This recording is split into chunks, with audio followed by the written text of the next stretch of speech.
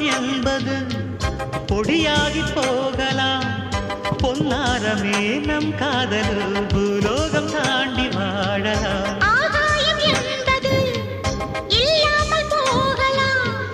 ஆனால் நம் நேசமே ஆகாயம் தாண்டி வாழலாம். கண்ணீரில் ஈரமாகி கரையாச்சு காதலே. கரை மாற்றி நாமும் இல்லை கரையேற வேண்டுமே. நாளை வரும் காலம் நம்மை கொண்டாடுமே. தாஜ்மஹால் தேவையில்லை அன்னமே அன்னமே காடுமலை நதிகள் எல்லாம்